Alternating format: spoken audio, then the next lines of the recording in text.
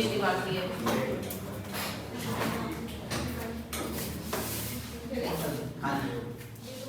Okay, good afternoon. मैं wish कर देती हूँ, आप लोग तो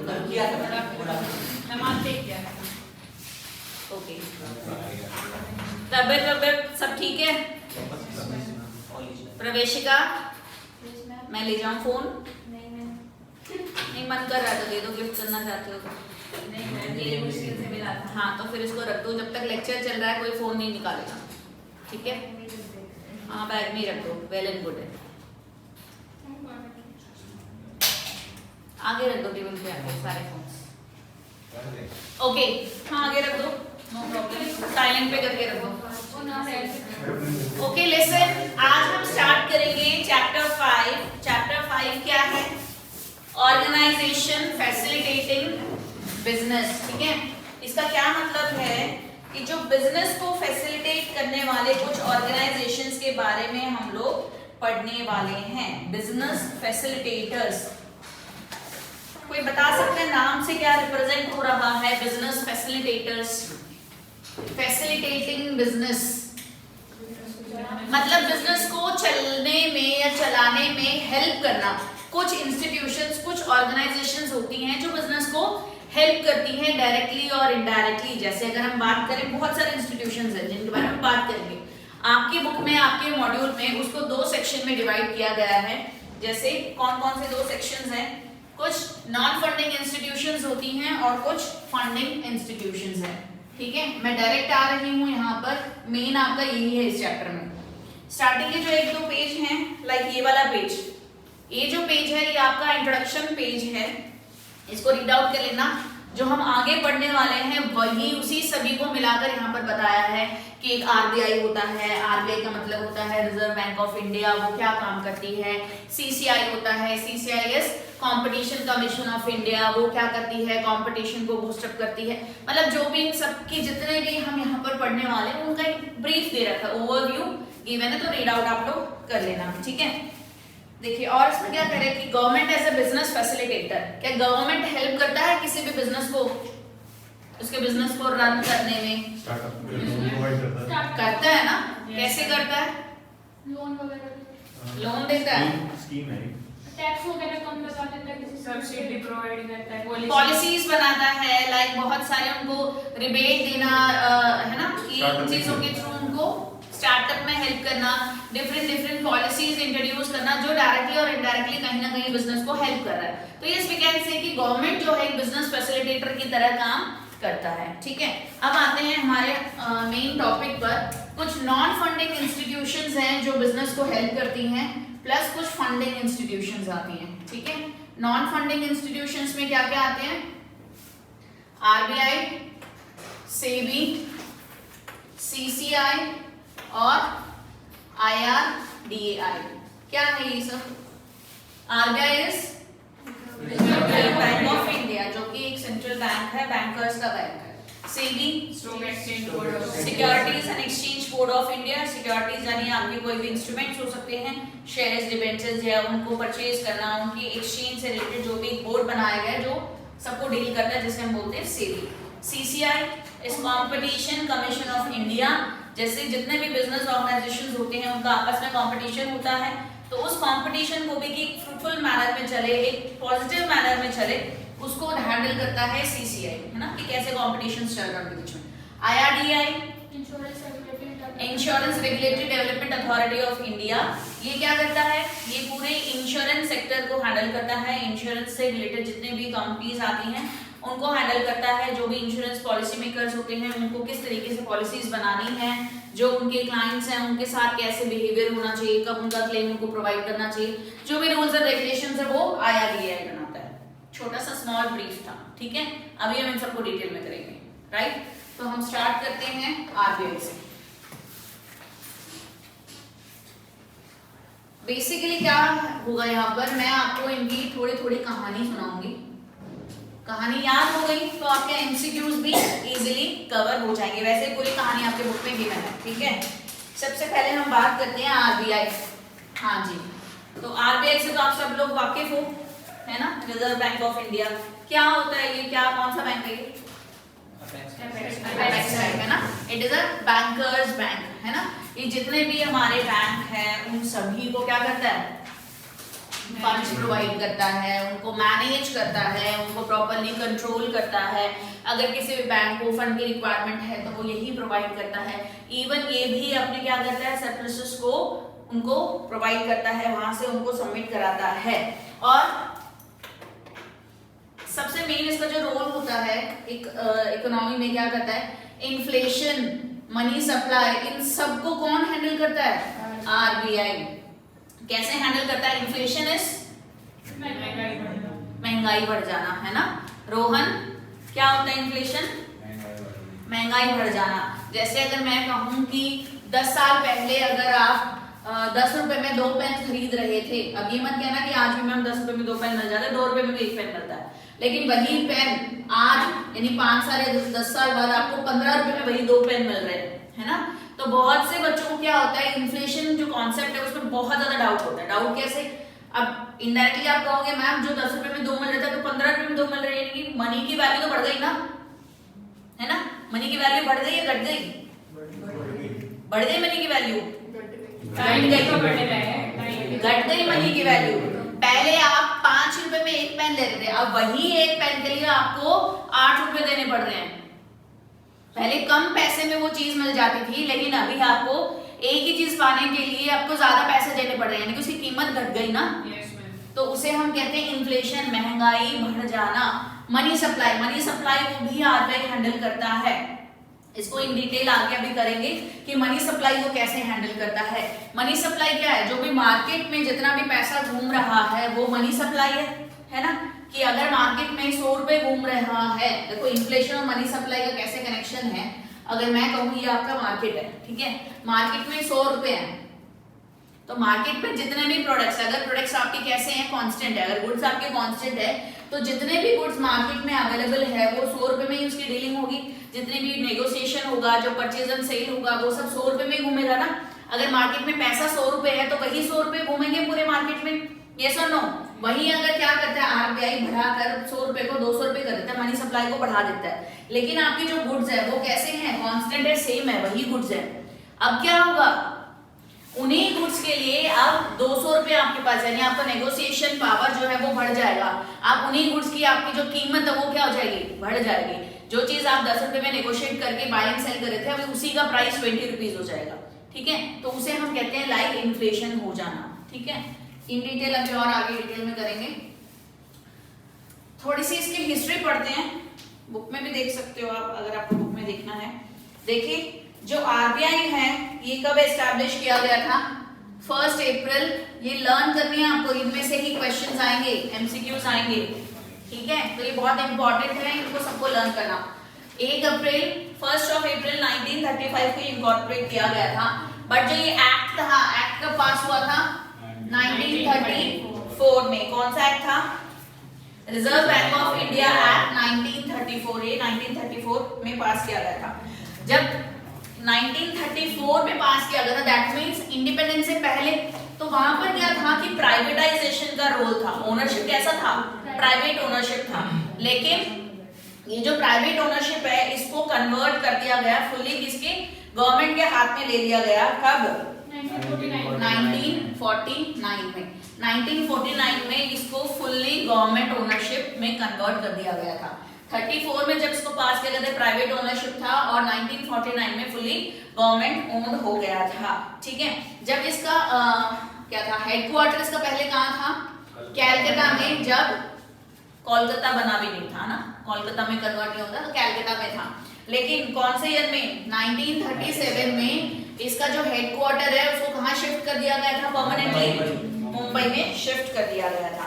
और जितने भी इसके अफेयर्स है, अगर मैं कहूँ इसको आरबीआई को कंट्रोल कौन करता है, गवर्नमेंट कंट्रोल करता है। और इसका जो मैनेजमेंट है, मैनेजमेंट कौन देखता है, बोर्ड ऑफ डायरेक्टर्स। और बोर्ड ऑफ डायरेक्टर्स को कौन अपॉइंट करता है, सेंट्रल गवर्नमेंट, ठीक है।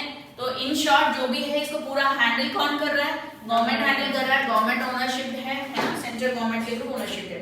और जो इसके मेंबर्स है वो भी गवर्नमेंट अपॉइंट करता है। बट कौन से एक्ट को याद में ध्यान में रखते हुए, आरबीआई एक्ट जो लागू हुआ था उसको ध्यान में रखते हुए सारी चीजें को हैंडल किया जाता है। समझ आए कहाँ से आया, इसको क्या क्या चीजें हैं। देखिए आरबीआई जो है, आरबीआई का सबसे मेन रोल अगर हम बात करें तो ये नोट छापती है ना। नोट जो करेंसीज जो इश्यूज होती हैं वो सब आरबीआई ही कर रहा है। जैसे भी जब डीमोनेटाइजेशन हुआ था तो आरबीआई को पता था होगा, पता था ना, बट ऑब्वियस है क्योंकि नई करेंसीज छापनी थी तो नई करेंसी कौन छाप रहा था, आप और मैंने बैठ के छाप नहीं रहे थे, तो नई करेंसीज तो आरबीआई ने बनाई थी। तो यस ऑफ कोर्स गवर्नमेंट ने क्या किया, आरबीआई के साथ डिस्कशन हुआ था या एक आरबीआई गवर्नमेंट की एडवाइजरी के तौर पर भी काम करता है। गवर्नमेंट को अगर कोई भी नई न्यू पॉलिसीज लानी है, लाइक उन्हें अपनी कोई सिक्योरिटीज हैं एक्सचेंज करनी है, सेल करनी है, तो वो किससे रिकमेंडेशन लेती है, एडवाइस लेती है आरबीआई से, है ना, क्योंकि गवर्नमेंट्स बैंक भी हम इसे बोल सकते हैं। नोट छापती है। फॉरेक्स का भी काम आरबीआई करता है।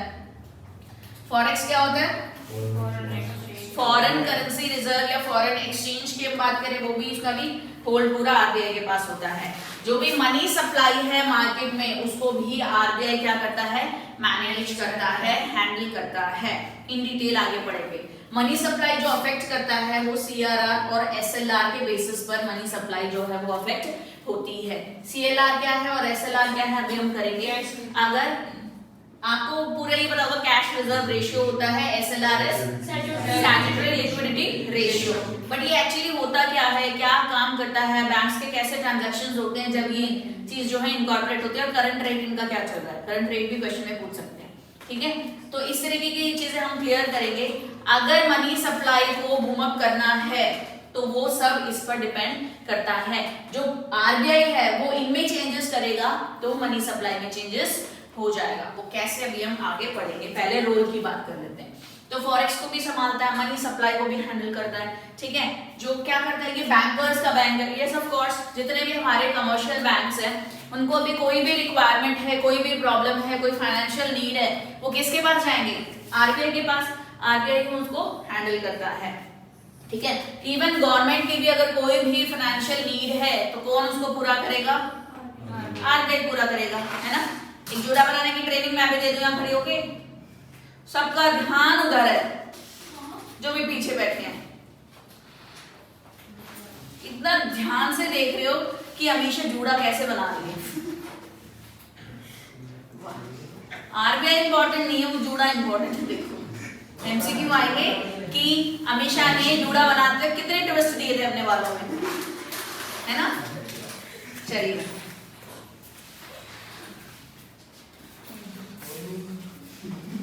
ओके, अभी हम बात करेंगे रोल ऑफ आरबीआई की one by one in detail. थोड़ा सा समझ लो इस चीज को। आरबीआई है जो आपका थोड़ा सा लेंथी जाएगा, ठीक है। बाकी जो जितने भी अभी आपके ऑर्गेनाइजेशंस हैं वो छोटे छोटे से हैं जो आप खुद भी कर लोगे। हालांकि आरबीआई भी खुद कर लोगे, मुझे पता है, पर थोड़ा सा डिटेल में करेंगे क्योंकि बुक में डिटेल में नहीं है, बुक में बहुत शॉर्ट में दे रखा है। ठीक है, देखो रोल देखो, सबसे पहला क्या रोल है, the RBI is the apex monetary institution of the highest authority in India. Consequently, it plays an important role in strengthening, developing and diversifying the country's economic and financial structure. That means it is talking about the economic stability. कि organisation में या जो हमारी economy है, economy में क्या होनी चाहिए, इकोनॉमिक स्टेबिलिटी की बात कर रहा है। जब हम इकोनॉमिक स्टेबिलिटी की बात कर रहे हैं तो हमारे माइंड में बिजनेस के वो हर अप्स एंड डाउन्स के बारे में आना चाहिए। अप्स एंड डाउन्स कब आते हैं, जो हम बिजनेस साइकिल की बात करते हैं। कोई भी सिचुएशन हो, boom, recession, depression and then recovery, ये जो फेसेस है ये चलते रहते हैं। इन हर एक फेस में आरबीआई गवर्नमेंट की तो रिस्पॉन्सिबिलिटी होती है कि डिप्रेशन फेस है तो उसको कैसे मैनेज करना है, हैंडल करना है, बट आरबीआई का भी अपना रोल होता है। जब इकोनॉमिक अनस्टेबिलिटी आती है या बिजनेसेस में कोई भी रिसेशन आ रहा है, डिप्रेशन आ रहा है, तो कैसे उसको फाइनेंशियली हमें मैनेज करना है, ये भी कौन देखेगा, आरबीआई देखता है। तो आरबीआई की रिस्पॉन्सिबिलिटी की इकोनॉमी में एक इकोनॉमिक स्टेबिलिटी मेंटेन रहे। ठीक है, नेक्स्ट देखिए, इकोनॉमिक ग्रोथ होना चाहिए। ठीक है, कि जो हमारी इकोनॉमी है वो प्रॉपरली ग्रो करे, इसके लिए रिस्पॉन्सिबल है। जो भी ग्रोथ के लिए जो भी नेसेसरी है, अगर फाइनेंशियल रिक्वायरमेंट्स है, फाइनेंशियल नीड्स है, वो भी प्रोवाइड कर देता है। इजी है, ये आपको पता है। मॉनेटरी पॉलिसी भी हैंडल करता है। देखिए अभी हमने जो बात की थी कि it is the economic and financial adviser, है ना।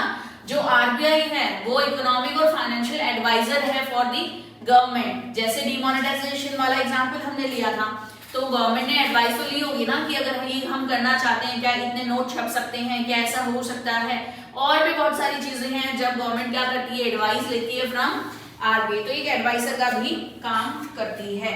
इसके अलावा जब गवर्नमेंट को किसी भी चीज से रिलेटेड हेल्प चाहिए, एडवाइस चाहिए, जैसे लोन, है ना, कोई भी न्यू पॉलिसी अगर गवर्नमेंट इंट्रोड्यूस करती है तो पॉलिसीज के लिए पैसा चाहिए ना, फाइनेंस की रिक्वायरमेंट होती है, तो वो फाइनेंशियल अरेंजमेंट कौन करता है, आरबीआई करेगा।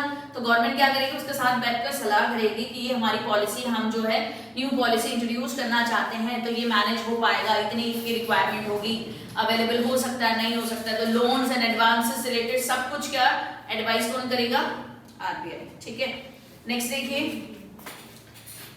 Development of N adequate and sound banking system.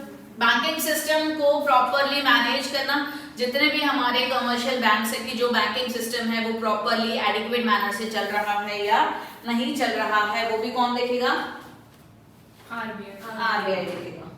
ठीक है, and at last, protect the market for government securities and channelise the credit in desired directions. कि कोई भी अगर गवर्नमेंट सिक्योरिटी से रिलेटेड इश्यूज हैं तो उनको भी हैंडल कौन करता है, आरबीआई करता है।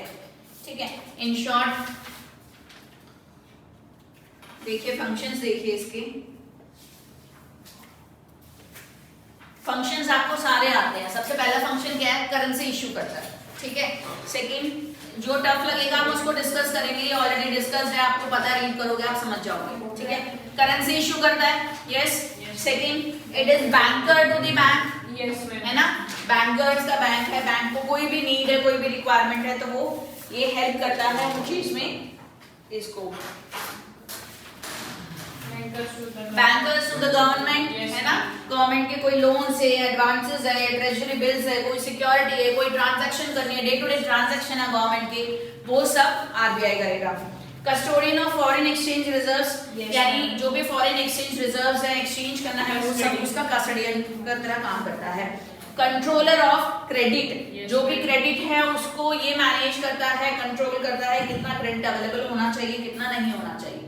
प्रमोशनल फंक्शंस, ये सब ही नहीं बल्कि कुछ प्रमोशनल फंक्शंस भी करता है आरबीआई, लाइक लोगों को प्रमोट करना कि आप जो है बैंक्स को यूज करो, है ना, कि बैंक में आपकी जैसे लाइक अकाउंट्स होने चाहिए, या बैंकिंग जो ट्रीटमेंट्स होते हैं, अकाउंटिंग ट्रीटमेंट्स हैं, वो सब आपको फॉलो करनी चाहिए, इससे आपको बेनिफिशियल होगा, तो उसके लिए भी प्रमोट करता है। जैसे exam policy, different policies organise करती है बैंक, गवर्नमेंट। जब डिफरेंट पॉलिसीज आती हैं, लाइक जैसे जीएसटी आया, तो कोई भी बिजनेस ऑर्गेनाइजेशन है उनको प्रमोट करता है टू यूज या to connect with the bank, है ना, वो सब भी करता है। Collection and publication of data, जैसे अगर आप आरबीआई की वेबसाइट पर जाओगे और वहां पर डालोगे पब्लिकेशंस, है ना, तो आपको पूरी डिटेल उसकी मिलेगी।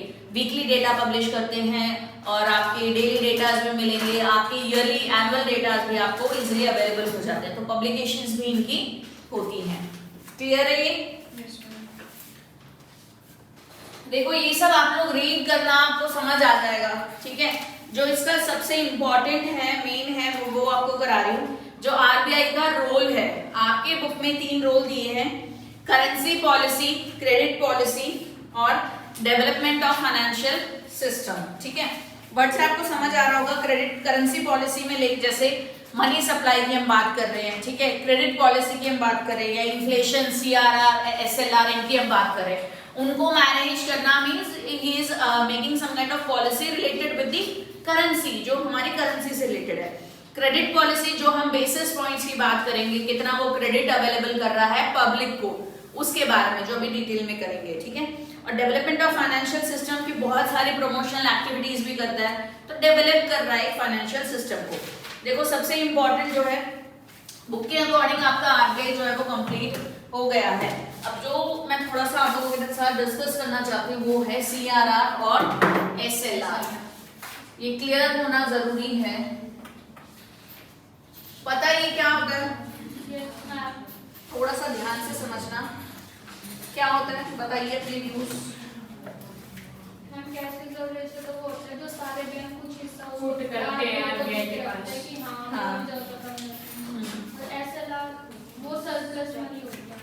नहीं देखिए कोई बात नहीं, ठीक बोल रहे हो।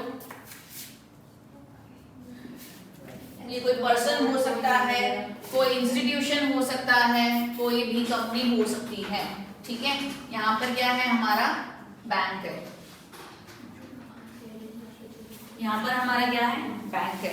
कोई भी पर्सन क्या करेगा, अपनी डिपॉजिट्स यहाँ पर जमा कराएगा, जो भी इसके एडवांसेस हैं या सॉरी जो भी इसकी सेविंग्स है उसको डिपॉजिट कराएगा बैंक में, है ना। तो जो ये डिपॉजिट कराते हैं बैंकिंग टर्म्स में, जो उसको वर्ड हम बोलते हैं that is demand and time liability.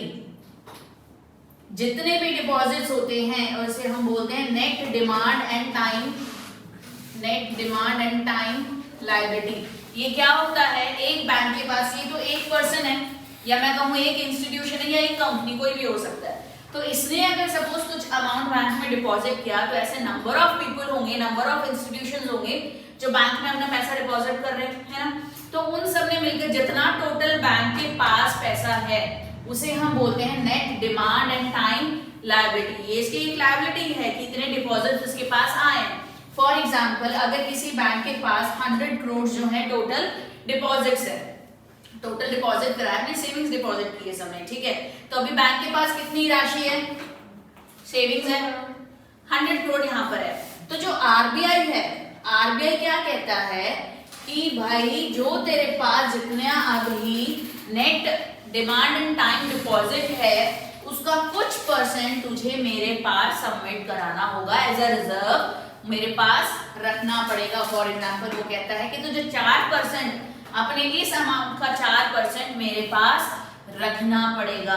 तो ये क्या करेगा, 100 करोड़ का 4% यानी 4 करोड़ कहाँ रखेगा, आरबीआई को दे देगा। तो क्या इसके बदले में इसको ये जो 4% है ना, इसे हम बोलते हैं सीआरआर। तो क्या इसके बदले में उसको इंटरेस्ट मिलेगा, क्यों नहीं, जब पैसे दे रहा है तो इंटरेस्ट भी नहीं मिल रहा, नहीं मिलेगा, नहीं मिलेगा मैम, क्योंकि उसी में पैसा सेव करके रखेगा। पैसा वहां पर रख रहा है। ये जो है अमाउंट, ये क्या होगा, एक तरीके से बैंक का मनी ब्लॉक हो गया है।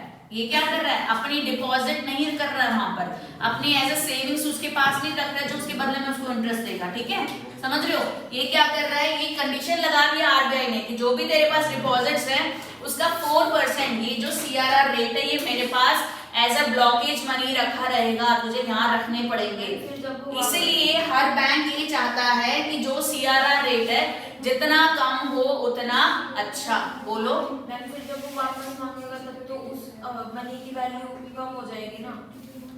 पर ये क्या है, स्टैट्यूटरी है ना कि जरूरी है आपको रखना तो पड़ेगा ही, सीआरआर एक रिजर्व रखना पड़ता है। इन केस आप जो पैसा कहीं लगा रहे हो, ठीक है, तो उसका कुछ अमाउंट तो आपके पास एज अ रिजर्व होना चाहिए। नियर फ्यूचर में कुछ प्रॉब्लम है, जरूरत है, कुछ भी चीजें, तो उसके लिए तो आपको रखना पड़ेगा।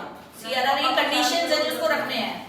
अब 4 करोड़ रख रहा है, 10 साल बाद अगर उसको लेगा तो 4 करोड़ की वैल्यू कम हो जाएगी। वो ऐसा फंड, वो ऐसा हाँ फंड रखता है। जैसे हम क्या करें, अब ये क्या करेगा, अब आरबीआई क्या कह रहा है कि तुझे अपने पास भी 19%, इसका जो 19% है ना वो तुझे अपने पास रखना पड़ेगा एज अ रिजर्व। तो इसे हम कहते हैं एसएलआर। तो ये माइनस करो इस अमाउंट से, जो अमाउंट बचेगा ना वो अमाउंट वो as a loan and advances public को ऑफर कर सकता है, वो एज अ क्रेडिट वो ऑफर कर सकता है। बैंक की भी, हर एक बैंक की भी कुछ ना कुछ कंडीशंस हैं जो आरबीआई बनाता है एक्ट के अकॉर्डिंग कि इतना अमाउंट रखना जरूरी है। ये सब रेट जो है क्यों फिक्स किए हैं, किसी न किसी रीजन से बने हैं। लाइक अगर नियर कोई जरूरत पड़ेगी तो कुछ रिजर्व तो होता है, या घर में भी हम लोग करते हैं, अगर आपके पास 5 लाख रुपए बचे देने, चलो आज मौज करते हैं, आज मैंने अपने प्लॉट बेचा, 5 लाख आए, उड़ा देते हैं सारे, क्या पता क्या हो जाए, रख लेते हैं भाई, 1 लाख तो बचा के रखते हैं, 4 लाख उड़ाते हैं, चलो 4 लाख उड़ाते 1 लाख बचा लेते हैं, तो कुछ तो बचाओगे ना। 1 लाख उड़ा के 4 लाख बचाओगे, बहुत अच्छी बात है, इतना होना भी चाहिए। नोट कोई भी इसका चलो एक एग्जांपल था वो, कोई बात नहीं। इसको सुनो, जो ये 4% यहाँ पर रखेगा इसे हम क्या कहते हैं, CRR। लेकिन जो ये 4% है ये किस फॉर्म में होगा, या तो कैश या कैश इक्विवेलेंट हो सकता है, ठीक है। और जो ये 90% यहाँ पर अपना रिजर्व अपने पास रखता है जिसे हम SLR बोलते हैं, स्टैट्यूटरी लिक्विडिटी रेशियो, ये कैसे हो सकता है, ये कैश में हो सकता है, गोल्ड में हो सकता है, या गवर्नमेंट सिक्योरिटीज में भी हो सकता है। SLR वो रेट है जब आगे ये कहता है ऐसा रेट स्टैट्यूटरी यानी जरूरी है, नियम है, कानून के अकॉर्डिंग लिक्विडिटी कैश में होना जरूरी नहीं है, कैश गोल्ड गवर्नमेंट सिक्योरिटीज में हो सकता है। रेशियो यानी एक अनुपात 1%, यानी जो भी बैंक के पास नेट डिमांड टाइम लायबिलिटी है उसका कुछ पार्ट जो बैंक को अपने पास रिजर्व रखना पड़ता है उसे हम बोलते हैं SLR। ये कैश गोल्ड या गवर्नमेंट सिक्योरिटीज में हो सकता है। इसमें इंटरेस्ट नहीं मिलता, बट इसमें इंटरेस्ट मिल सकता है। कैसे मिलेगा, अपने पास ही तो रखते हैं। गवर्नमेंट सिक्योरिटीज नाम की भी कोई चीज होती है जिस सिक्योरिटीज को हम करते हैं आगे इन्वेस्ट, तब उसके बदले में उसे मिलेगा इंटरेस्ट, ठीक है। तो यहाँ पर इंटरेस्ट मिल सकता है। मोटे मोटे तौर पर इसका डिफरेंस क्या है, ये वो परसेंटेज है जो RBI के पास रखा जाता है एज ए रिजर्व, ये ब्लॉक हो जाता है अमाउंट। ये क्या है, 19% जो अमाउंट है ये गोल्ड कैश या गवर्नमेंट सिक्योरिटीज में हो सकता है। जैसे गवर्नमेंट सिक्योरिटीज है उसको फर्दर वो इन्वेस्ट कर सकता है जिससे वो उसको इंटरेस्ट मिल जाएगा, लेकिन इसमें इंटरेस्ट नहीं मिलेगा, ये कोई इन्वेस्ट नहीं किया जा रहा, इसका अमाउंट जो है वो सिर्फ ब्लॉक हो जाता है। अब देखो, अब इस 100 करोड़ में से 4% इसका यानी 4 करोड़, 90% इसका यानी 19 करोड़, कितने चले गए, कितने बचे, 77 करोड़। तो 77 करोड़ जो है ये किसके लिए अवेलेबल है, कॉमन पब्लिक के लिए अवेलेबल है फॉर क्रेडिट। तो जो बैंक है वो 77 करोड़ में से लोन्स एंड एडवांसेस पास कर सकता है या कॉमन पब्लिक को एज ए क्रेडिट दे सकता है। बोलो, क्रेडिट क्रिएशन करता है, उससे भी ऊपर होगा, मतलब 77 करोड़ से भी ऊपर। हां, तो बस फिर वो रखेगा तो अपने पास। ये एग्जांपल अगर क्रेडिट क्रिएशन आगे भी बंदे ऐसे खरीदते थे सब।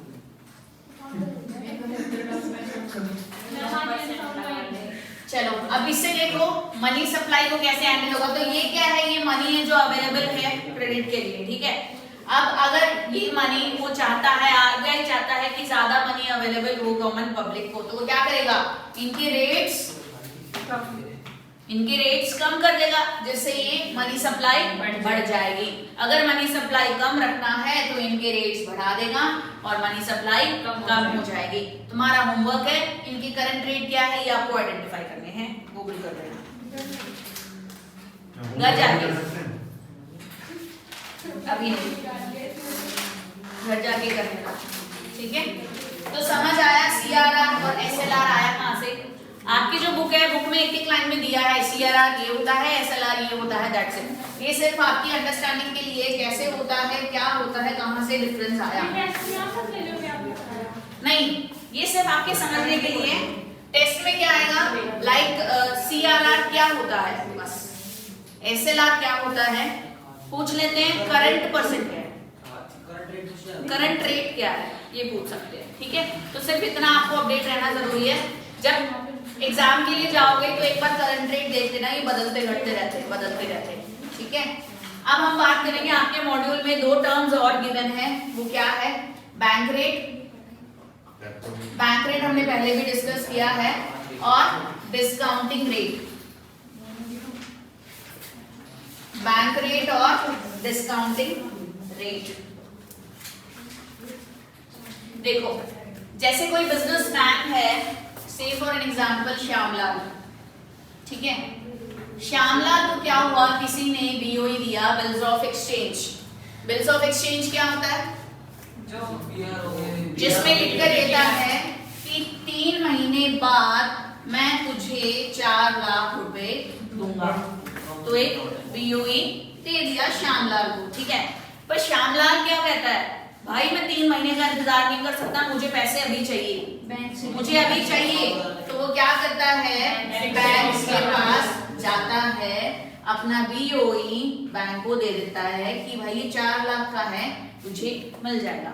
बैंक कहता है ठीक है, बट मैं तुझे 4 लाख क्यों दूं? तू तो मुझसे 3 महीने पहले पैसे ले रहा है, तो मैं तुझे एज अ डिस्काउंटेड रेट लगाकर 3.5 लाख दूंगा। तो ये यहाँ पर इसने क्या किया, सुन लो, बाद में डिस्कस कर लेना। एज अ चाहे डिस्काउंट लगा लो यहाँ पर या एज अ इंटरेस्ट लगा लो, जो भी है उसने क्या किया, 50,000 पहले ही डिडक्ट करके वो सिर्फ उसको कितने देगा, 3.5 लाख रुपए वो श्यामलाल को दे देता है। अब क्या हुआ, बैंक को भी रिक्वायरमेंट हो गई, बैंक को भी अचानक पैसे चाहिए, तो बैंक कहाँ जाएगा, बैंक जाएगा आरबीआई के पास। ये कहेगा कि 4 लाख का बीओई है, ये आप ले लो और मुझे पैसे की जरूरत है, मुझे पैसे दे दो। तो बैंक कहेगा तुझे, मैं भी तो 3 महीने पहले दे रहा हूं, तो मैं तुझे 4 के 4 लाख तो नहीं दे सकता, मैं तुझे 3,60,000 दूंगा। ठीक है, ये कहता है ठीक है। तो 3 महीने बाद जो ये 4 लाख वो जिस पर्सन ने बीओई दिया था उससे कलेक्ट कर लेता है। अब देखो इंटरेस्टिंग चीज क्या है, इसने इसको 3.5 लाख दिए और आरबीआई ने इसको 3,60,000 दिए, यानी बिना किसी मतलब के 10,000 कमा लिए।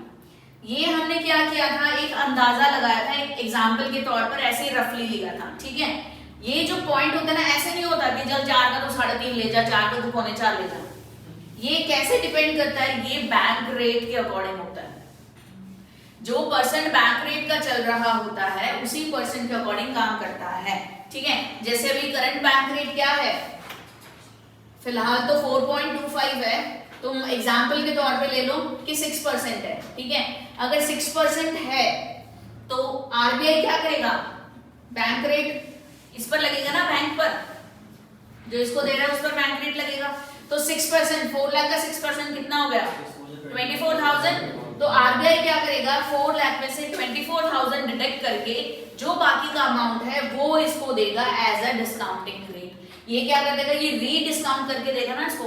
इसने डिस्काउंटिंग रेट लगा के इसको 3.5 लाख दे दिया, तो जो ये 3.5 लाख है ये भी कौन से रेट के अकॉर्डिंग होगा, जो इंटरेस्ट रेट है उसके बेसिस पर। इनका इंटरेस्ट रेट लगता है बैंक रेट, आरबीआई और बैंक के बीच में होता है। ठीक है, तो उस रेट के अकॉर्डिंग चलता है। तो बैंक रेट को ही हम डिस्काउंट रेट भी बोलते हैं। समझ आया, bank rate is equal to discount rate. इस तरीके की जब कोई हम कमर्शियल पेपर्स की बात करते हैं, कोई इंस्ट्रूमेंट्स हैं, तो जब ये डिस्काउंटिंग होता है तो उसे हम बोलते हैं डिस्काउंटिंग रेट। समझ आया? Yes ma'am. चलिए नेक्स्ट देखिए, नेक्स्ट बात करेंगे हम रेपो रेट और रिवर्स रेपो रेट।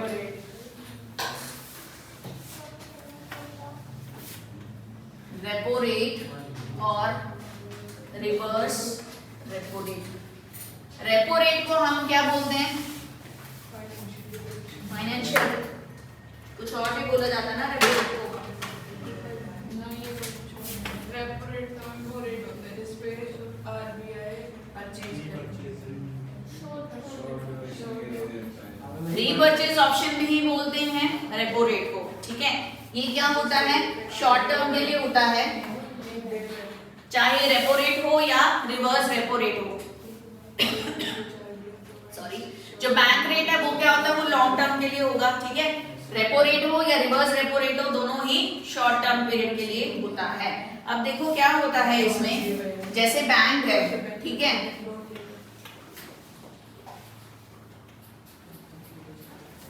हो गया, बैंक है और आरबीआई है। बैंक क्या करता है, बैंक को लोन चाहिए तो ये आरबीआई से लोन लेता है। यहाँ पर सबसे बड़ी कंडीशन क्या है, एक तो शॉर्ट टर्म में होता है। ठीक है, दूसरी कंडीशन, ये जो भी डीलिंग होती है वो सब गवर्नमेंट सिक्योरिटीज के बेसिस पर होती है।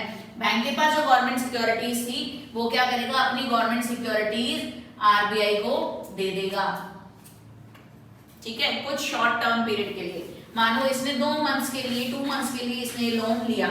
आफ्टर 2 मंथ्स क्या होगा, आफ्टर 2 मंथ्स जो बैंक है वो आरबीआई को क्या करेगा, जितना भी अमाउंट था वो रीपे कर देगा, अमाउंट प्लस जो इंटरेस्ट है। ठीक है, इंटरेस्ट यानी जो इसका रेपो रेट है, इसके साथ रीपे कर देगा। और आरबीआई इसने जो गवर्नमेंट सिक्योरिटीज रखी थी वो गवर्नमेंट सिक्योरिटीज को वापस दे देगा बैंक को। इसे कहते हैं रेपो रेट। इसे रीपरचेज ऑप्शन भी बोला जाता है। कैसे? हम ये बोल सकते हैं रीपरचेज ऑप्शन मतलब बाइंग एंड सेलिंग हो रही है किसकी? गवर्नमेंट सिक्योरिटीज की। जब इसने गवर्नमेंट सिक्योरिटीज आरबीआई को दिया, दैट मींस इसने क्या कर दिया? सेल कर दिया। ठीक है, सेल कर दिया। बंद हो गया? कोई बात नहीं, चलने दो उसको। सेल कर दिया इसने, ये समझो, इसको ब्रेक मत होने दो, समझ नहीं आएगा। समझ गए। सेल कर दिया। यहाँ पर जब इसने सेल किया तो ये क्या कह रहा है कि मैं अपनी गवर्नमेंट सिक्योरिटीज वापस ले लूंगा, परचेज बैक कर लूंगा, जब मैं तुम्हें इस अमाउंट के साथ साथ कुछ एक्स्ट्रा जो एज अ रेपो रेट है वो भी पे करूंगा। तो यहाँ पर ये जो अमाउंट इसने एज अ लोन लिया था वो, और रेपो रेट जितना भी परसेंट है करंट उसके अकॉर्डिंग वो पे करेगा और अपनी गवर्नमेंट सिक्योरिटीज को वापस परचेज कर लेगा। यहाँ पर क्या कर लेता है? ये बाय कर लेता है। तो इसे बाइंग एंड सेलिंग भी बोलते हैं, जिसे हम बोलते हैं repurchase option. Reverse repo rate क्या होता है? इसका एकदम उल्टा। ठीक है, रेपो रेट दोबारा बता दूं। देखो बैंक क्या करता है, बैंक को पैसे की जरूरत है। ठीक है, बैंक के पास जो है पैसे कम पड़ गए, अब पैसे चाहिए तो कहाँ जाएगा? एक आरबीआई तो है, ये बैंकर्स का बैंक है। अगर बैंक को पैसे, हमें पैसे चाहिए तो बैंक के पास जाता है, और बैंक को ही पैसे चाहिए तो वो कहाँ जाएगा? आरबीआई के पास जाता है। तो बैंक ने कहा मुझे कुछ लोन चाहिए, तो अब आरबीआई क्या कहता है? लोन तो मैं दे दूं, लेकिन माना कि तू भी बैंक है मैं भी बैंक हूं, लेकिन तुझे भी तो कुछ सिक्योरिटी रखनी पड़ेगी। तो ये कहता है मेरे पास गवर्नमेंट सिक्योरिटी है जिसमें रिस्क भी कम होता है, गवर्नमेंट की है, तो तू मेरी गवर्नमेंट सिक्योरिटीज ले ले जो मेरे पास रखी है। वो क्या करता है? वो आरबीआई को दे देता है, वहां पर ऐसे सिक्योरिटी डिपॉजिट हो गई, तो ये इसको लोन दे देता है।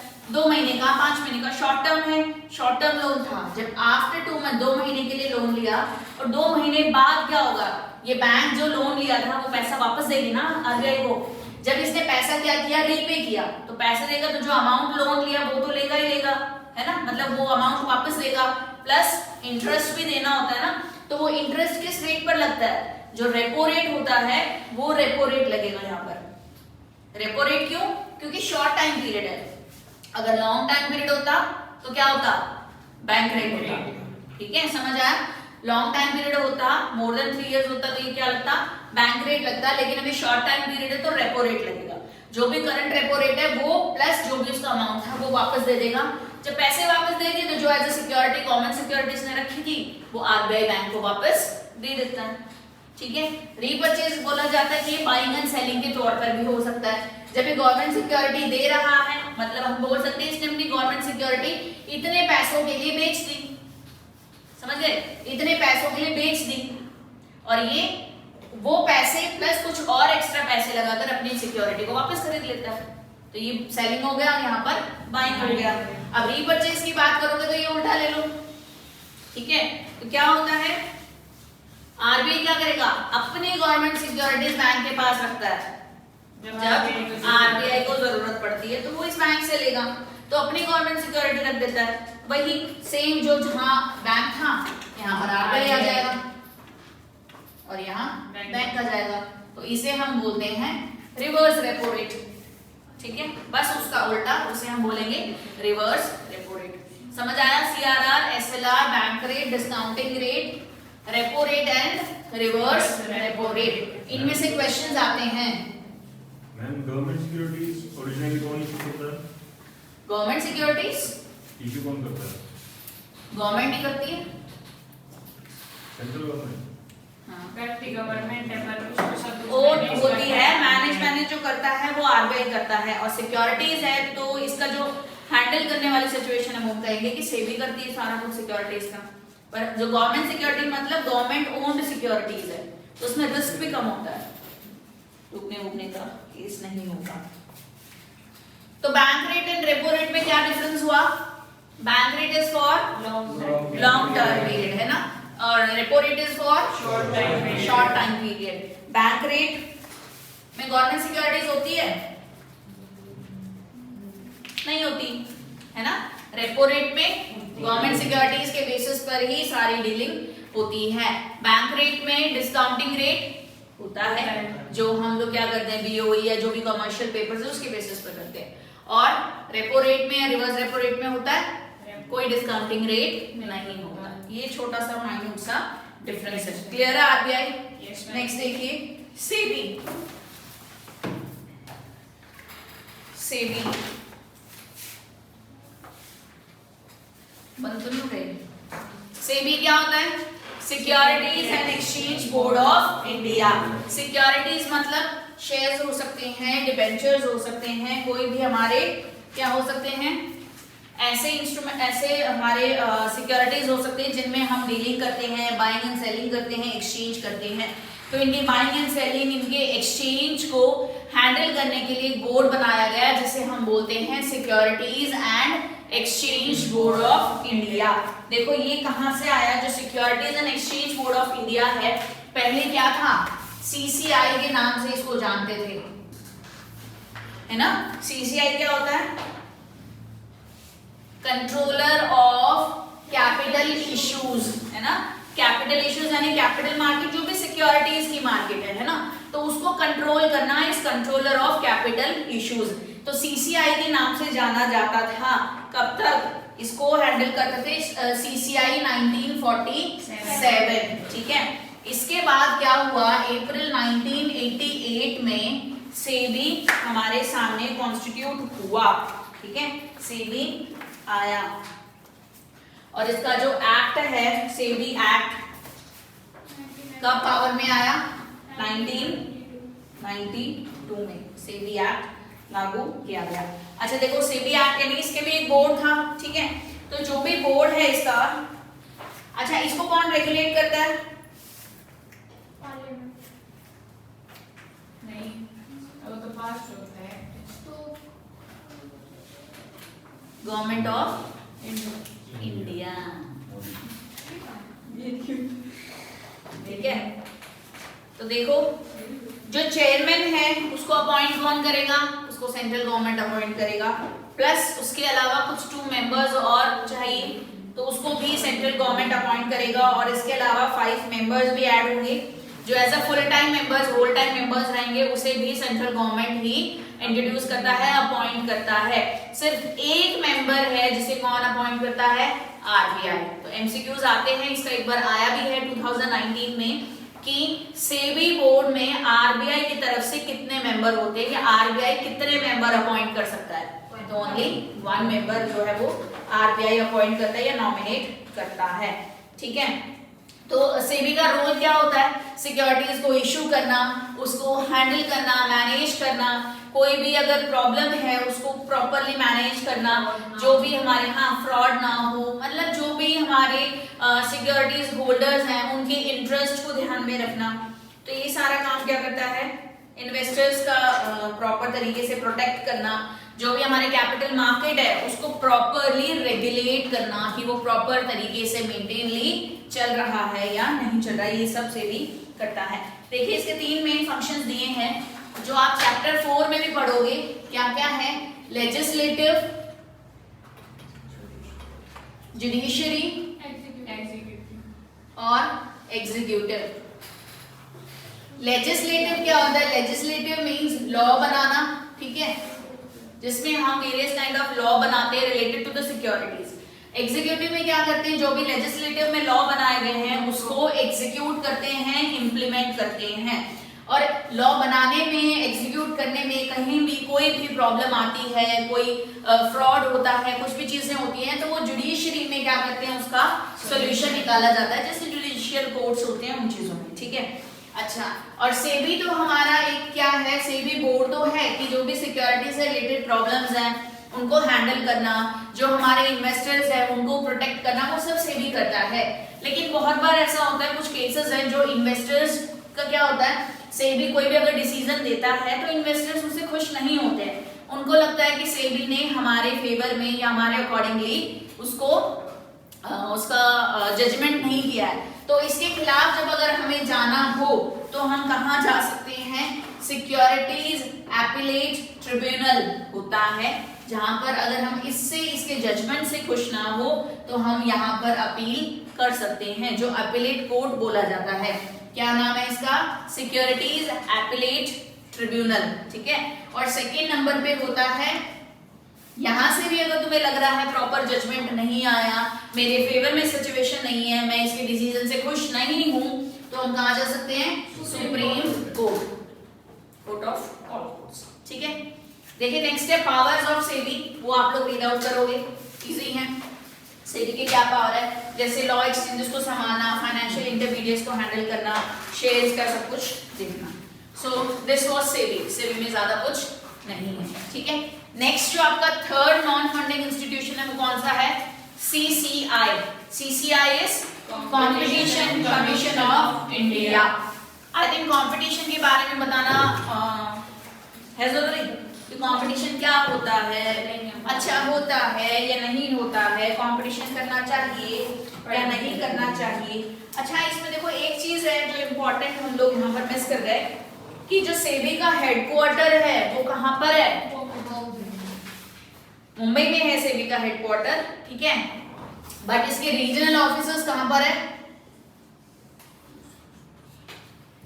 क्या हुआ था कि मुंबई में इसका हेडक्वार्टर था, लेकिन हर एक जगह पर, हर एक रीजन में इसकी ट्रेडिंग होती है, तो एक रीजनल ऑफिस हर एक जगह पर इसका ओपन किया गया।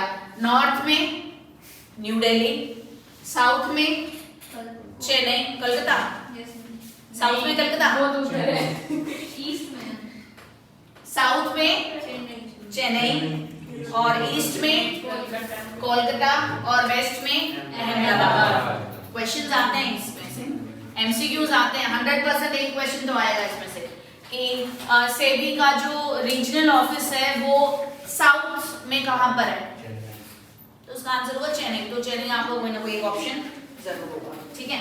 तो अभी हम बात कर रहे थे CCI, competition commission of India. देखिए कंपटीशन क्यों होता है, क्या कहाँ है? पूरा इसमें ये देखो स्टार्टिंग में जो इंट्रोडक्शन है ना सेबी का, वही मिलेगा तुम्हें हेडक्वार्टर्स के बारे में। 1 2 3 थर्ड लाइन पे देखो, SEBI has its headquarters at the business district of Bandra Kurla complex in Mumbai. मिल गया? ओके, CCI कंपटीशन क्यों होता है? To beat someone. कौन सा वाला beat?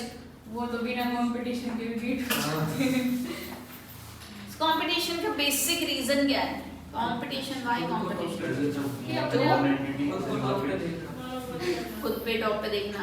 Monopoly, simply monopoly is not a competition. Competition में तो मोनोपोली होगा तो कंपटीशन तो रहेगा ही नहीं ना। तो कंपटीशन जैसे मैं मुस्कान के लिए कंपटीशन है, कोई इसके फर्स्ट प्राइज एक कराता है, अकेली पहचान बनाना। फ्रूट मार्केट मतलब एक मार्केट में कंपटीशन, यस प्रवेशिका, कस्टमर्स जो कंज्यूमर्स उनको फायदा होता है, कंज्यूमर्स को फायदा होता है, इवन प्रोड्यूसर्स को भी फायदा होता है कंपटीशन से। तो प्राइसेस वगैरह। हाँ वो तो बेनिफिट्स की बात है, मैं पूछ रही हूँ कंपटीशन क्यों होता है या कंपटीशन होता कहाँ है। जैसे एग्जांपल, हम लोगों का टाइम खत्म हुआ, मेरी सुनो। जैसे क्या होता है कि कॉम्पिटिटिव एग्जाम्स होते हैं, कंपटीशन एग्जाम्स ही है ना वो। क्या हो रहा है, क्या होता है उसमें? कंपटीशन होता है। मेरे नन्हे मुन्ने छोटे छोटे बच्चों, जरा दिमाग लगाओ, पोस्ट होती है कम, और उसके लिए कैंडिडेट्स कितने होते हैं? इकोनॉमिक्स याद आया? वहां कंपटीशन होता है। जब रिसोर्सेज हो हमारे स्कार्स, लिमिटेड, रेयर, और कस्टमर्स की डिमांड है ज्यादा, उनकी नीड्स है ज्यादा, तब होता है कंपटीशन। कंपटीशन बेसिकली दो चीजों का होता है, जो अभी हमने चैप्टर कौन सा किया था? 6 चैप्टर के मार्केटिंग टर्मिनोलॉजीज में पढ़ा था कि रिसोर्सेज और मार्केट के लिए कंपटीशन होता है। एक जैसी चीजें बना रहा है कोई, दो प्रोडक्ट है, तो उसे हम कहेंगे direct competition. Pepsi and Coke है ना, तो वो direct competition. McD and burger जो और बर्गर किंग है, तो वो सिमिलर टाइप ऑफ कंपटीशन, मतलब जो सेम तरीके के प्रोडक्ट्स बनाते हैं उनके लिए, जैसे डोमिनोज एंड पिज़्ज़ा हट, ठीक है, तो ये सेम कंपटीशन हो गया। तो अब यहाँ देखो, अगर मैं पेप्सी और कोक की बात कर रही हूँ तो दोनों का क्या है? सेम प्रोडक्ट है ना, नेम डिफर है ना, तो उनको रिसोर्सेज भी सेम चाहिए। जो उसको रिसोर्सेज चाहिए पेप्सी वाले को, वही कोक के लिए भी रिसोर्सेज होंगे। जो पेप्सी मार्केट को ग्रैब करेगा वही सेम मार्केट कोक का होगा। तो यहाँ पे लड़ाई किसकी हुई? रिसोर्सेज की हुई और मार्केट की हुई, तो वहां कंपटीशन आएगा। अब हर एक पर्सन जो भी इस फील्ड में होगा, जो बिजनेसेस इस फील्ड में होंगे, वो रिसोर्सेज के लिए लड़ेंगे कि मुझे ज्यादा रिसोर्सेज मिल जाए। रिसोर्सेज है लिमिटेड, अब वो चाहेंगे कि रिसोर्सेज मुझे मिल जाए ताकि मैं अपना प्रोडक्ट बनाऊं और मार्केट में लेकर आऊं। दूसरा चाहेगा कि मुझे रिसोर्सेज मिल जाए ताकि मेरा प्रोडक्ट मार्केट में आए। मार्केट में आए, मैं मार्केट पूरी ग्रैब कर लूं, उसके लिए मार्केट ही ना छोड़ूं। पूरे मार्केट में मेरा नाम हो, उसके प्रोडक्ट का तो नाम ही ना हो। तो यहाँ कंपटीशन होता है। एक कट थ्रोट कंपटीशन सुना है? गला काट पड़ता है, गला काट देते हैं सबका। ऐसे लेवल पे पहुंच जाते हैं, मुझे एग्जैक्ट याद नहीं है ये केस कब हुआ था, कौन से ईयर का है, शायद मे बी 10 इयर्स पहले की बात है। दो कंपनीज थी जिनके बीच में कंपटीशन चल रहा था, जिसे हम बोलते हैं कट थ्रोट कंपटीशन, गला काट प्रतियोगिता। एक दूसरे को देखकर उन्होंने क्या किया, अपनी प्राइसिंग कम करनी शुरू की, ठीक है, और कम करते करते दोनों ही कंपनीज बंद हो गई। तो ऐसा भी ना हो कि कंपटीशन के चक्कर में तुम खुद ही सरवाइव नहीं कर पा रहे हो, है ना। तो survival is the main thing, कि आपको सरवाइव भी करना है और कंपटीशन में अपने आप को ऊपर भी रखना है। दूसरे की सिर्फ लेग पुलिंग ही नहीं करनी है, हमें भी स्टेबल रहना है ना। दूसरे को सिर्फ नीचे नहीं खींचना, हमें ऊपर भी बढ़ना है। तो वही कंपटीशन तरीका हो सकता है। जब कंपटीशन सीवियर लेवल पर जाने लगा तो लगा कि एक ऐसा कमीशन होना चाहिए जो इस कंपटीशन को हैंडल करे, मैनेज करे। जो कंपटीशन है वो फ्रूटफुल वे में हो, ऐसा ना हो कि कंपटीशन ऐसा कंपटीशन हो जाए जो किसी को फायदा ना हो। तो इसलिए कमीशन को इंट्रोड्यूस किया गया, जिसे बोला जाता है कंपटीशन कमीशन ऑफ इंडिया। ये क्या करती है, ये इकोनॉमी में एक फेयर लेवल ऑफ कंपटीशन के लिए बनाई गई है। लेवल प्लेइंग फील्ड को मेंटेन करने के लिए बनाई गई है। लेवल प्लेइंग फील्ड का मतलब है जो लेवल है तुम्हारे प्रोडक्ट का, उसके अकॉर्डिंगली तुम फील्ड में प्ले करो। मींस जो कंपटीशन है वो उसके अकॉर्डिंगली मैनेज करो। एक कट थ्रोट कंपटीशन या एक दूसरे को मरने मारने वाली सिचुएशन नहीं आनी चाहिए। तो इस लेवल को हैंडल करने के लिए हमारे पास CCI आया। तो देखिए इसमें आगे दे रखा है डायरेक्ट कंपटीशन क्या होता है और इनडायरेक्ट कंपटीशन क्या होता है। डायरेक्ट कंपटीशन हमने अभी डिस्कस किया, जैसे कुछ एग्जांपल्स हमने लिए, Pepsi and Coke direct same product है। इनडायरेक्ट की बात करेंगे तो जो क्लोज सब्स्टिट्यूट्स है उसे हम कहेंगे इनडायरेक्ट कंपटीशन। कोई एग्जांपल दे सकता है? मैम जैसे सुपरमार्केट्स होते हैं, वो सुपरमार्केट के साथ कम्पीट करते हैं। जो छोटी छोटी शॉप्स होती है उनका भी मार्केट डाउन कर देते हैं। वो कंपटीशन हो गया। रेडी नहीं, वैसे भी दुकान नहीं, वो रेडी नहीं बोल रही है। मैं बोल रही हूँ हाँ बोलो। संडे बाजार और BMG। सट्टा बाजार और BMG। संडे बाजार और BMG कोई सा वीकेंड का संडे बाजार BMG का तो कुछ सब्स्टिट्यूट ही नहीं है। कैसा भाई? वो ब्रांडेड प्रोडक्ट्स होते हैं वहां पर, वो रोड साइड मार्केट है।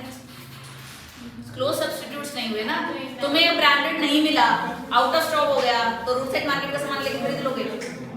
फिर these are not close substitutes ना। जैसे देखो, जैसे रेडी टू ईट मील्स होते हैं, बहुत सारे रेडी टू ईट मील्स हैं। या तो आप रेडी टू ईट पराठा खा लो या रेडी टू ईट कुछ भी खा लो, बहुत सारी चीज अवेलेबल है। तो वो सेम चीज है बट थोड़ा सा उसमें डिफरेंस है। आपको अभी भूख लगी है तो आप ready to eat meals available है, आप उनको खा सकते हो। दैट इज इनडायरेक्ट कंपटीशन, ठीक है। तो देखो कंपटीशन से कंज्यूमर्स को फायदा होता है। मैम ये ऐसे समझ सकते हैं, खाने की चीजों में हो गया इनडायरेक्ट, और बर्गर सिर्फ मतलब बर्गर का दूसरे बर्गर के उसके साथ वो डायरेक्ट। देखो जैसे टॉप रेमन की मैगी और मैगी की मैगी, तो मैगी कैसे हो गई? नूडल्स, टॉप रेमन के नूडल्स हो गए, ठीक है, और यीपी के नूडल्स। तो ये क्या है?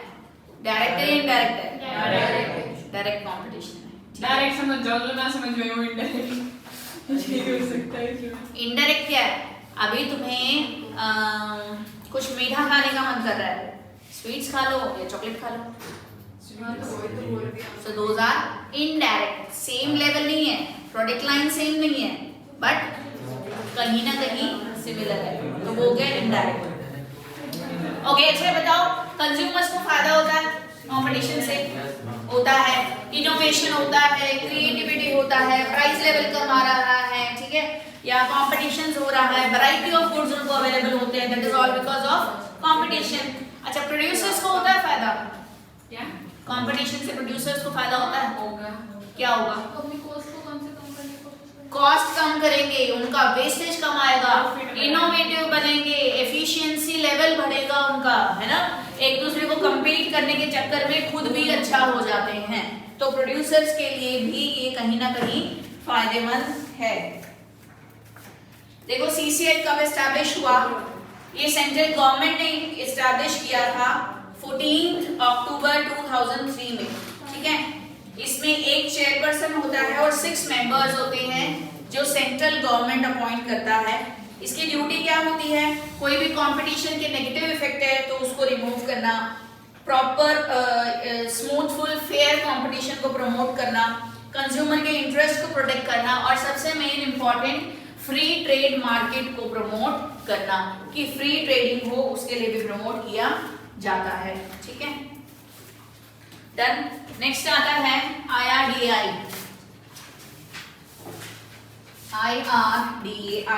Insurance Regulatory Development Authority of India.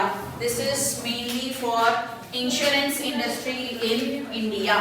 ये जो होता है ये एक ऑटोनॉमस अपेक्स स्टैट्यूटरी बॉडी है, मींस कंप्लीट राइट है इसके पास, कंप्लीट फ्रीडम है, which is established under parliament, right. ये पार्लियामेंट के थ्रू पास किया गया है। इसका देखो जो बिल पास हुआ था, थोड़ा सा इसका डिटेल पढ़ लो। 1999 में हुआ था, इसका एक एक्ट आया था IRDA एक्ट, और जो पार्लियामेंट ने पास किया था, और एक इंश्योरेंस बिल जो कि जुलाई 2013 में प्रपोज था और इसको पास किया गया जुलाई 2014 में, ठीक है। तो जब ये बिल आया, इस बिल से पहले जो FDI था, मीन जो प्राइवेट पार्ट था, प्राइवेट ओनरशिप था, वो इसका कितना परसेंट था? 26% था, ठीक है। जब प्राइवेटाइजेशन था, प्राइवेट सेक्टर इसका ओनरशिप था, 26% था। लेकिन जब बिल पास हुआ 2014 में, इसके बाद जो इसका प्राइवेट सेक्टर का ओनरशिप रखा गया वो कितना कर दिया, बढ़ा के 49% कर दिया गया था।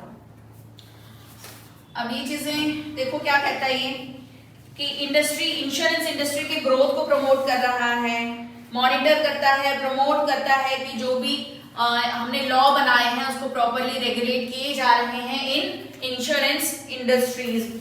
जो भी जेन्युइन क्लेम्स हैं उनको सेटल करना टाइमली, फेयरनेस और ट्रांसपेरेंसी रखना हर एक इंश्योरेंस में, और जो भी इनएडिक्वेट हैं या कोई इनएफेक्टिव वे ऑफ वर्किंग है उसको प्रॉपरली आइडेंटिफाई करके उसको रिमूव करना, जो भी डे टू डे ट्रांजैक्शंस हो रहे हैं, जो भी डे टू डे वर्किंग है उसको एक ऑप्टिमम लेवल पर लेकर आना, ये सब IRDAI करता है।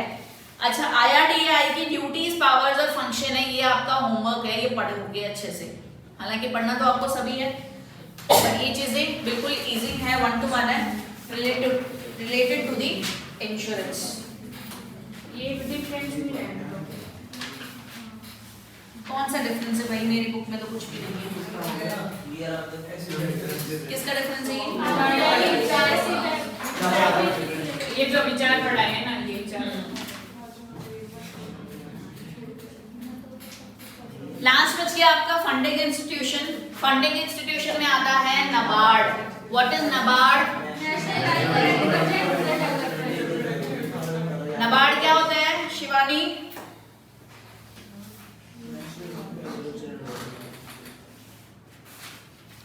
हाँ जी Gaurav, Amisha, Rohit, national bank of agriculture and rural development. NABARD इतनी देर में तो बुक में देख लिया बच्चों ने, बात तो में लग रहे हो है ना। देखो जो नाबार्ड बैंक है ये एपेक्स डेवलपमेंट बैंक है, जो जिसका हेडक्वार्टर कहाँ पर है? मुंबई में इसका हेडक्वार्टर है। ऑल ओवर इंडिया इसके ब्रांचेस हैं। ये बेसिकली क्या करता है बताने की जरूरत है? क्रेडिट एग्रीकल्चर के लिए बेसिकली वर्क करता है। लाइक एग्रीकल्चर में क्या करता है? क्रेडिट फैसिलिटीज प्रोवाइड करना, क्रेडिट फैसिलिटीज प्रोवाइड करना, उसकी पॉलिसी, प्लानिंग, ऑपरेशन जो भी रिलेटेड टू द एग्रीकल्चर है उसको हैंडल करना और देखना, वो सब कौन करता है? नाबार्ड करता है। ठीक है, यस मैम। ये ड्यूटीज हैं जो इसकी बताई हैं। जैसे ये एपेक्स फाइनेंसिंग एजेंसी है, जो भी एग्रीकल्चरल सेक्टर में है उनको फाइनेंस की रिक्वायरमेंट है तो वो नाबार्ड उनको प्रोवाइड करता है। जो भी क्रेडिट कैपेसिटी है उनको, जो भी अगर क्रेडिट की जरूरत है तो वो भी नाबार्ड प्रोवाइड करता है। देन सिर्फ इतना ही है कि फाइनेंस प्रोवाइड कर देता है, उनको प्रॉपर्ली मॉनिटर करता है, ऑर्गेनाइज करता है, उनकी कोई भी कुछ प्रॉब्लम है, उनका जो क्रेडिट इंस्टीट्यूशंस हैं उनको प्रोवाइड करता है, जो पर्सनल्स हैं उनको भी ट्रेन करता है। ये सब नाबार्ड करता है। शुरू किया था ना एसेट्स। हाँ सेल्फ हेल्प ग्रुप से शुरू किया था। इसमें इतना कुछ तो आपको आएगा नहीं क्वेश्चंस में। नाबार्ड में वैसे बहुत कम आते हैं क्वेश्चंस, पे पढ़ लेना एक बार। जो आपका मेन इंपॉर्टेंट है वो कौन से, जितने भी नॉन फंडिंग है, नॉन फंडिंग में हमने क्या क्या पढ़ा? आरबीआई, सेबी, सीसीआई, आईआरडीआई, और फंडिंग में नाबार्ड। तो ये सारे कर लेना। मेन आपके जो है वो है। ठीक है, अच्छा आप कुछ क्वेश्चंस का आंसर दो, बुक बंद कर दो। When was SEBI constituted? ये पेपर पढ़ना जल्दी कर पड़ेगा ना। नेक्स्ट हमने, अच्छा ठीक है, how many members of SEBI 1998 should be from